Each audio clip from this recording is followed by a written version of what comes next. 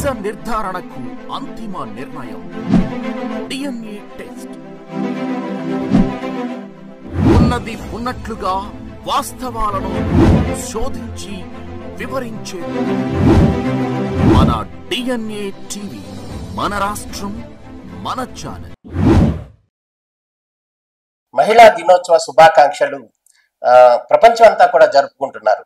ఈ జరుపుకోవాల్సినటువంటి సందర్భం ఏంటి, ఎందుకోసం ఈ మహిళా దినోత్సవ శుభాకాంక్షలు లేదా ఈ వేడుకలు ఎందుకు జరుపుకుంటున్నాం? ఇప్పుడు మహిళా దినోత్సవం సందర్భంగా ఇంటర్నేషనల్ గా, అంటే మన కంట్రీలోనే కాదు, ప్రపంచవ్యాప్తంగా ఉన్న అన్ని దేశాల్లో కూడాను ఈ ఇంటర్నేషనల్ ఉమెన్స్ డేని ఒక ఉత్సవంగా జరుపుకుంటారు. ఎందుకనంటే ఇది సుమారు 100 సంవత్సరాల క్రితం, అంటే ఒక సెంచరీ అయిపోయింది. 1911లో అప్పట్లో ఈ రష్యాలోను అమెరికాలోను ఇండస్ట్రియలైజేషన్ బాగా ఎక్కువగా ఉన్నప్పుడు వర్క్ ఫోర్స్ లో విమెన్ ఎక్కువగా ఉండేవారు. వాళ్ళకి ఏంటంటే లేబర్ ఇష్యూస్ చాలా ఎక్కువ ఉండేవి. వాళ్ళకి ఈక్వల్ వర్క్ కి ఈక్వల్ పే ఇచ్చేవాళ్ళు కాదు. మగవాళ్ళకి అయితే ఎక్కువ జీతం ఇచ్చేవాళ్ళు, ఆడవాళ్ళకి తక్కువ ఇచ్చేవాళ్ళు. తర్వాత వర్క్ అవర్స్ చాలా ఎక్కువగా ఉండేవి. తర్వాత ఓటింగ్ రైట్స్ లేవు, డెసిషన్ మేకింగ్ లో వాళ్ళకి స్థానం లేదు.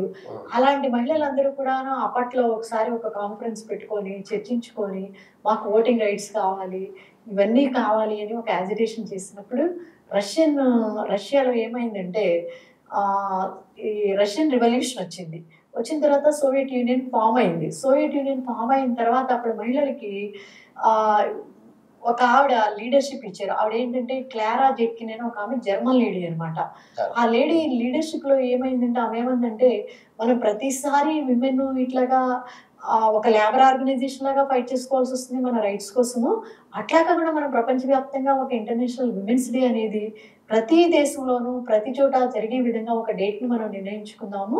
అది మార్చి 8 నిర్ణయించుకుందాం అని చెప్పేసి నిర్ణయించుకొని అప్పటి నుంచి కూడా మార్చి 8 ఇంటర్నేషనల్ విమెన్స్ డేగా జరుపుతున్నారు. ఇది అన్ని దేశాలలోనూ మార్చి 8 ఇది గ్లోబల్ డేట్ అనమాట. అది జరిగిపోతూ ఉంటుంది.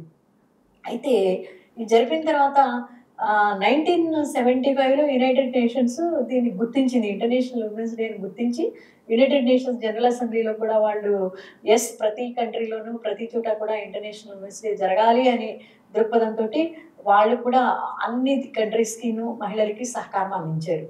తర్వాత ఏమైందంటే 2000 ఆ టైంలో ఇట్లా ఊరినే జరుపుకోవడం కాదు, మనం ప్రతి సంవత్సరం జరుపుకునేటప్పుడు ఒక థీమ్ పెట్టుకుందాము, ఆ థీమ్ మీద చర్చ జరిగేటట్టు చూద్దాము అని చెప్పేసి ఒక నిర్ణయం తీసుకున్నారు. థీమ్ ఏంటంటే బ్రేక్ ద బ్యారియర్స్, అంటే మనం మహిళలు అడ్డంకులు తొలగించుకోవాలి. తర్వాత ప్రెస్ ఫర్ ప్రోగ్రెస్, మహిళల్లో కూడా ప్రోగ్రెస్ రావాలి, సమానత్వం రావాలి, దానికోసం మనం ప్రెస్ చేయాలి అనేటువంటి భావనతో కొంతమంది. తర్వాత మన ప్రివిలేజెస్ గురించి కూడా మనం డిమాండ్ చేసుకోవాలి. విమెన్ ఎట్ పీస్ టేబుల్, అంటే మనశ్శాంతిగా విమెన్ ఎట్లా ఉండాలి, విమెన్ మీద వైలెన్స్ ఎలా తగ్గించాలి, ఇలాంటి అంశాల మీద చాలా వాటి మీద, అంటే చూస్ టు ఛాలెంజ్, మన అవసరమైతే ఛాలెంజ్ కూడా చేయాలి, చూస్ చేసుకోవాలి అని ఇట్లాంటి చాలా అంశాల మీద వాళ్ళు చర్చించుకుంటున్నారు ప్రతి సంవత్సరం ఒక్కొక్కటి తీసుకొని. ఇప్పుడు 2025లో వాళ్ళు తీసుకున్నటువంటి అంశం ఏంటంటే, అందరి విమెన్కి చిల్డ్రన్కి రైట్స్ ఈక్వల్గా ఉండాలి, ఈక్వాలిటీ ఉండాలి, జెండర్ ఈక్వాలిటీ ఉండాలి, ఎంపవర్మెంట్ ఉండాలి. దీన్ని మనం చాలా త్వరితగతిన యాక్సెలరేట్ అండ్ యాక్షన్, అంటే we have to accelerate and take action for implementing the rights, equality and empowerment among women and children అనేది ఒక అంశంగా తీసుకున్నారండి. అయితే ఎందుకు ఇంత తొందరపడుతున్నారు, ఎందుకు యాక్సెలరేట్ చేయాలనుకుంటున్నారు, ఎందుకు యాక్షన్ తీసుకోవాలనుకుంటున్నారు అంటే దానికి ఒకటి ఉంది. రీసెంట్గా వరల్డ్ ఎకనామిక్ ఫోరం ఏం చేశారంటే వాళ్ళు ఈ జెండర్ ఈక్వాలిటీ, అంటే మగవాళ్ళని ఆడవాళ్ళని సమాన స్థాయిలో సమాన ప్రోగ్రెస్ లెవెల్లో చూడాలి అని అంటే 2188 సంవత్సరం పడుతుంది, ఇంకా చాలా సంవత్సరాలు టైం కావాలి అని చెప్పేసి వాళ్ళు వరల్డ్ ఎకనామిక్ ఫోరం వాళ్ళు ఒక రిపోర్ట్ ఇచ్చారు. ఆ రిపోర్ట్ని చూసిన తర్వాత ఒకప్పుడు ఈ ఉద్యమం టేకప్ చేసినప్పుడు మనకి ఇంటర్నెట్ లేదు, లింక్డ్ఇన్ లేదు, ట్విట్టర్ లేదు, ఫేస్బుక్ లేదు, వాట్సాప్ లేవు, ఏమీ లేవు. అప్పుడు మెసేజ్ వెళ్ళటం తెలుసుకోవడం చాలా కష్టమయ్యేది. ఇప్పుడు ఏంటంటే మనకి ఇంటర్నెట్ ద్వారా అన్ని అంశాలు ఇమీడియట్ గా ప్రపంచవ్యాప్తంగా తెలిసిపోతున్నాయి. కాబట్టి అందరు మహిళల్ని సపోర్ట్ చేసేటువంటి ఫిలాంథ్రపిస్ట్ ఆర్గనైజేషన్స్, మహిళల్ని సపోర్ట్ చేసేటువంటి, ఇప్పుడు మహిళా సమస్యల్ని మహిళలే తీర్చుకోవడంలా, వెనకాల బ్యాక్గ్రౌండ్ మగవాళ్ళు కూడా ఉండి ఎంతో స్ఫూర్తినిచ్చి వాళ్ళు ఫైట్ చేసి వాళ్ళు కూడా సహకరిస్తుంటేనే ఈ సమస్యలు తీరుతున్నాయి. కాబట్టి అలాంటి ఆర్గనైజేషన్స్, ఎన్జిఓస్, స్వచ్ఛంగా ముందుకొచ్చినటువంటి వ్యక్తులు వీళ్ళంతా సపోర్ట్ చేసి మన త్వరితగతిన జెండర్ ఈక్వాలిటీ పొందితే మంచిది. అప్పుడు ప్రోగ్రెస్ అనేది బాగుంటుంది.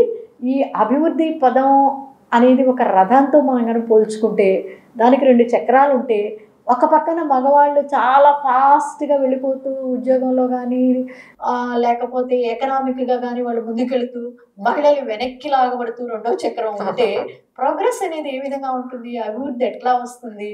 ఇది సాధ్యం కాదు. కాబట్టి బోత్ 2 వీల్స్ ఆఫ్ డెవలప్మెంట్ సమానంగా ఉండాలి అని అంటే మనం ఈ జెండర్ ఈక్వాలిటీ కోసం మనందరం కూడా ఫైట్ చేయాల్సినటువంటి అవసరం ఉంది అని ఆ రోజు నిర్ణయించుకున్నారు.